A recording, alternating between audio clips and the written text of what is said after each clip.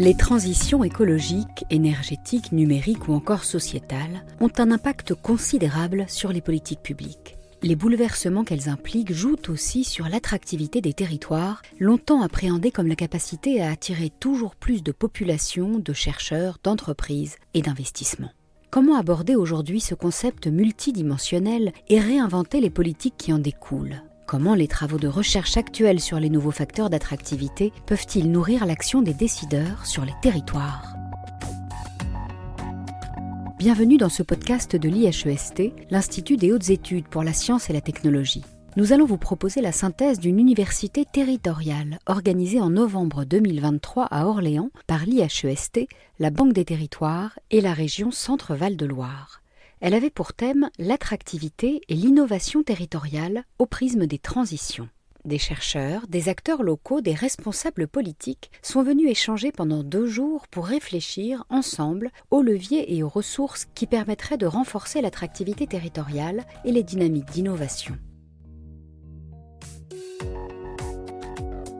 Nadine Levrato, directrice d'Économie X, une unité mixte de recherche CNRS Université Paris-Nanterre, et directrice de recherche au CNRS, est une économiste spécialiste des territoires et de l'industrie. Elle rappelle que le terme d'attractivité territoriale était initialement utilisé par l'OCDE pour parler des différences de trajectoire entre les pays et n'a été que dans un deuxième temps transposé à l'échelle locale pour impulser des politiques d'attractivité au sein des territoires. Chaque territoire, collectivité locale, région ou maille plus petite, a essayé de se différencier de ses voisins, d'attirer davantage de ressources financières, productives que ses voisins pour impulser une trajectoire plus dynamique que ses voisins. L'effet favorable, c'est qu'il y a eu des réflexions qui ont été menées au niveau local pour tâcher d'identifier les moteurs, la dynamique de l'emploi, de la création de valeur, de l'installation d'entreprises. L'inconvénient, c'est que se sont développées des méthodes de marketing territorial qui étaient souvent l'équivalent du prêt-à-porter dans le domaine vestimentaire, avec la reproduction de schémas qui ont conduit surtout à une concurrence entre les territoires, les entreprises jouant de cette compétitivité pour faire du nomadisme et mettre en concurrence des collectivités pour bénéficier d'exonérations, d'aides et partir dès que celle-ci s'étiolait. Ainsi, à l'heure des transitions numériques, nombreuses sont les régions qui ont voulu se positionner sur les biotech ou sur le digital. Une erreur, selon Philippe Laredo, professeur à l'université de Manchester et chercheur à l'université Gustave Eiffel, qui affirme que les régions doivent trouver chacune leur spécificité. Arrêtez de penser qu'on peut tous faire la même chose, qu'on peut tous être excellents dans la même chose. Et l'économie nous montre que quand on observe une énorme différenciation des territoires et non pas des formes où les mêmes priorités seraient susceptibles de rendre le territoire plus, entre guillemets, attractif. Et l'attractivité, c'est d'abord le fait d'être capable de garder et de faire vivre ceux qui sont sur place. Un avis partagé par Jean-François Pinton. Le président de l'IHEST souligne que l'attractivité territoriale ne doit pas se résumer à une compétition entre les territoires. L'attractivité, c'est juste de trouver une manière de présenter le territoire pour qu'il soit reconnu et que l'interaction avec sa population et avec l'extérieur est ceci de distinctif qui permet d'agir. On n'est pas dans du marketing, mais on est dans de la différenciation qui permet d'avoir une présentation où les acteurs internes, externes se reconnaissent. Donc c'est ça, attractivité. C'est un moyen de communication. Il ne s'agit pas d'être meilleur que celui d'à côté, il s'agit que la région A et la région B puissent être reconnues pour ce qu'elle permet d'apporter à la fois aux citoyens qui sont à l'extérieur et ce qu'elle peut échanger avec le reste de l'écosystème.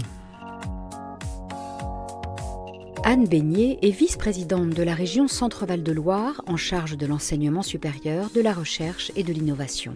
Elle déplore le manque de valorisation de sa région qui dispose pourtant de nombreux atouts. On a une région qui est connue pour son patrimoine, les châteaux de la Loire bien évidemment, aussi pour son patrimoine naturel, la Loire à vélo. Mais quand vous parlez à des personnes extérieures à la région, ils savent où nous placer tout de même.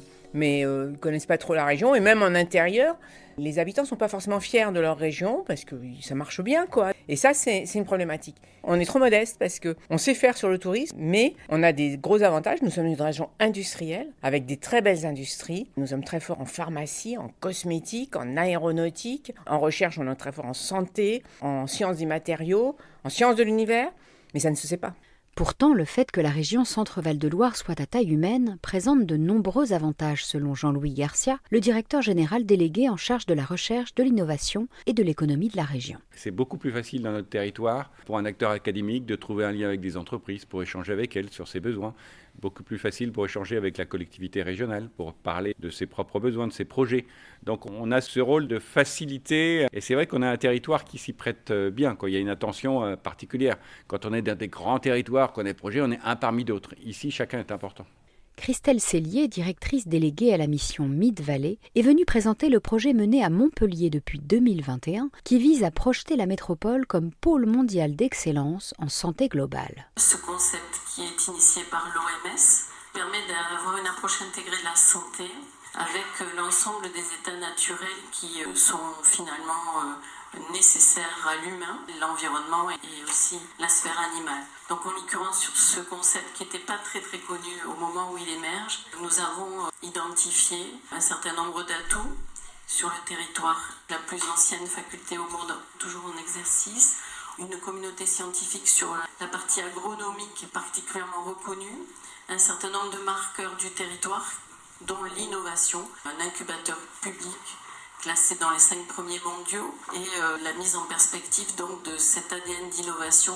Notre tissu est composé de TPE et de PME, voire de nano-entreprises. Et l'idée au travers de cette stratégie, c'est de faire en sorte de faire communauté, de structurer une dynamique qui va faire se rejoindre l'ensemble des acteurs avec comme marqueur le décloisonnement. À l'échelon régional, les politiques d'innovation sont définies par le SRESRI, le schéma régional de l'enseignement supérieur de la recherche et de l'innovation. En région Centre-Val de Loire, le nouveau SRESRI met justement l'accent sur l'attractivité, comme le précise Anne Beignet, la vice-présidente de la région. Les 2 mots clés sont attractivité et accompagnement. Et qui on veut attirer? Les étudiants.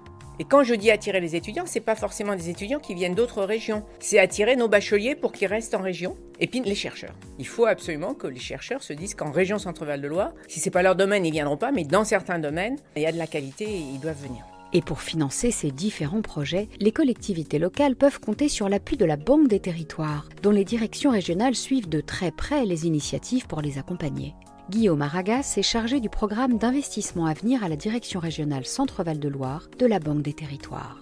Nous, aujourd'hui, la Banque des territoires, on est plutôt sur des axes prioritaires autour de la transition écologique, bien évidemment, et également de la cohésion sociale. Donc, finalement, tout projet territorial qui prouve qu'il a une plus-value pour des enjeux de transition écologique et ou de cohésion sociale, nous, on peut intervenir, on interviendra. On propose des solutions de financement diversifiées, à la fois du prêt, à la fois de l'investissement en fonds propres, mais aussi de l'appui ingénierie, parce que l'une des forces de la Banque des territoires, c'est qu'en amont d'un dossier, il y a déjà besoin de maturer une réflexion, de venir sécuriser un montage juridique ou un montage financier. Et nous, Banque des territoires, on peut financer des études d'ingénierie qui ont justement vocation à sécuriser ces montages pour un passage à l'action avec derrière un financement concret sur un projet concret. Je pense que la plus-value d'une Banque des territoires, c'est déjà elle connaît son territoire et elle peut proposer des solutions de financement adaptées à ce territoire. Mais le fait que la plupart des dotations viennent de l'État oblige les régions à faire des choix dans les projets qu'elles vont financer ou pas, rappelle Jean-Louis Garcia. Cette contrainte nous amène à faire des choix.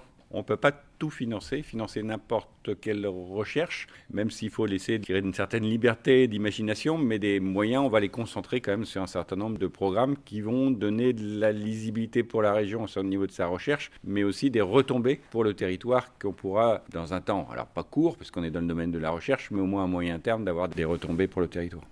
Pour Christelle Cellier, le succès du projet Med-Vallée tient au fait que la région Occitanie a parfaitement su exploiter ses forces et ses spécificités, déjà très solides sur les questions de santé globale. L'idée vient de ces thématiques scientifiques qui sont enseignées à Montpellier, qui sont nourrir, protéger et soigner, avec une université qui devient une université d'excellence. L'idée de pouvoir être un accélérateur de croissance et de développement, faire en sorte donc d'identifier, d'accompagner des projets. C'est le cœur de notre mission avec l'objectif de fixer de l'emploi sur le territoire. Et ce qui fait sens dans ce projet, la chance que nous avons, qui est une spécificité effectivement, c'est que En santé globale, une métropole et une ville sont déjà dotées de compétences. La gestion de la ressource en eau, la gestion de la politique alimentaire, la gestion de la santé publique, de la santé environnement, la gestion de l'agroécologie, un certain nombre de choses comme aussi la gestion des mobilités décarbonées et en l'occurrence la possibilité finalement pour la ville et la métropole de concourir très directement à la stratégie de développement économique qu'elle déploie. À l'heure où les transitions écologiques s'imposent pour faire face au changement climatique, Nadine Levrato souligne que les politiques locales devront évoluer car le cadre actuel n'est pas adapté aux bouleversements qui nous attendent. On est dans une période de bifurcation. Comme toute période de bifurcation, on sait à peu près d'où on vient, mais il y a une gamme des possibles, une incertitude sur le futur qui est très importante. Donc ça laisse beaucoup de place à l'action publique et à la construction de projets. La question, c'est de savoir comment les grands enjeux globaux sont intégrés ou servent de toile de fond à l'élaboration de ces politiques locales. Aujourd'hui, par rapport à l'urgence climatique, par rapport à tous les problèmes sociaux, par rapport aux problèmes de ressources naturelles que l'on rencontre, il est quasiment impossible, ou en tout cas très dangereux, de faire comme si on allait prolonger les tendances passées. Donc cette traverse, ce changement de modèle de production, de modèle socio-économique avec une originalité forte par rapport aux bifurcations précédentes, dans le sens où la place de l'économie dans le vivant et le non-vivant doit être repensée, eh bien amène à promouvoir des formes d'innovation institutionnelle qui finalement n'ont pas été à la hauteur des enjeux sur les lois précédentes. Et pour aider les responsables politiques à définir leur trajectoire, les scientifiques ont évidemment un rôle central à jouer pour apporter leur expertise, comme le rappelle le président de l'IHEST. Si on dit qu'on veut augmenter tel ou tel point dit d'attractivité, alors comment le mesure-t-on? Comment corrige-t-on? Comment fait-on une trajectoire? Et ça, effectivement, c'est à la base de ce qu'est la méthode scientifique dont l'IHEST a la charge de la promotion.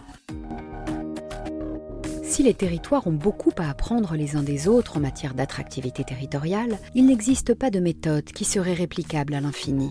Chaque territoire doit d'abord définir ce qui fait sa spécificité, ce qui le différencie, et être capable de valoriser ses atouts en s'appuyant sur l'ensemble des acteurs locaux qui constituent la force de son territoire. La clé du succès réside peut-être dans la capacité des territoires à décloisonner en intégrant davantage dans les politiques locales de la pluridisciplinarité et de la transdisciplinarité. C'est la fin de ce podcast. Merci de nous avoir écoutés. Vous pouvez retrouver l'ensemble des podcasts de l'IHEST sur la chaîne de l'Institut et sur toutes vos plateformes d'écoute. À bientôt!